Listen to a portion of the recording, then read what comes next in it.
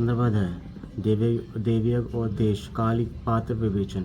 ऋषि बोले, हे स्वार्थविथम सूत जी, अब आप पूजा के योग्य देश काल को बतलाइए। सूत जी बोले, देव यागी कर्मों में शुद्ध ग्रह बराबर फल देने वाला होता है। उसमें 10 गुना गोष्ठ गौओं के बांधने की जगह, उसे 10 गुण जल का तट, उससे 10 गुण बेल, तुलसी, पीपल की जड़, नदी, देवालय, तीर्थ का तट, नदी का तट, संपत, गंगा का तट, जिसमें गंगा, गोदावरी, कावेरी, ताम्रपन्ना, सिंधु, सुरेत, श्रेवा, ये सातों नदियाँ सब गंगा कहलाती हैं। इसमें 10 गुना फल समुद्र का तट, और उसमें 10 गुना पर्वत की चोटी पर पूजन करने से होता है। और सबसे अधिक फल तो वहाँ जाने जहाँ की मन रमे। सतयुग में यमज्ञ दानादि से पूर्ण फूल की प्राप्ति होती है। नेत्र में तिहाई, द्वापर में आधी, कलयुग में चौथाई, और आधे से अधिक।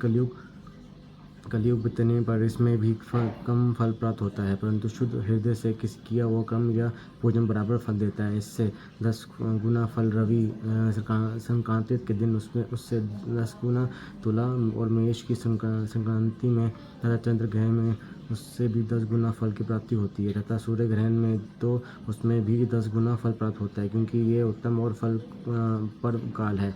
इस समय तब आदि करना समयोचित होने से पुण्यदायक है, और ऐसे समय सत्पुरुषों की संगति करने का फल करोड़ों सूर्य के समान है। तपोनिष्ठ, ज्ञाननिष्ठ और योगी यति पूजा के पात्र हैं। ऐसे समय में जो इनकी पूजा करता है, उनके पाप क्षय और हो जाते हैं। फिर वह ब्राह्मण भी पूजा का पात्र है। जिसने 24 लाख गायत्री का जप किया हो, वह संपूर्ण फल और भोग का दाता है, और वह अपने दाता के पापों से रक्षा करता है। उनकी गायत्री का ये महत्व है कि वह अपने गान करने वाले के पाप से रक्षा करती है। इसी से वह गायत्री कहलाती है। गायत्री के जप से शुद्ध हुआ ही ब्राह्मण शुद्ध है।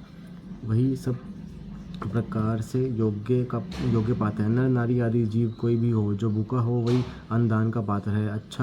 इच्छा वाले को देने की अभिष्टदायक है। मांगने पर दिया तो आधा फल, सेवक को दिया तो चौथाई फल, और यदि ब्राह्मण दिन हो तो उसे देने से 10 वर्ष का फल प्राप्त होता है। ब्राह्मण जो जाति से ब्राह्मण ही है।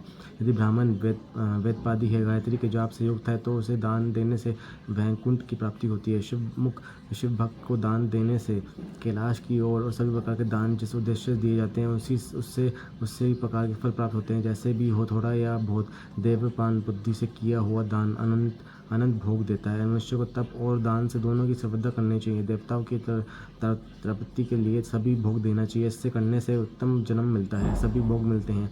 ईश्वरार्पण बुद्धि से दान करे तो मोक्ष मिलता है। इस अध्याय के पढ़ने सुनने से धर्म बुद्धि उत्पन्न होती है, और ज्ञान की सिद्धि होती है। श्री अतिशिव महापुराण विदेश सहित का 15वां अध्याय समाप्त।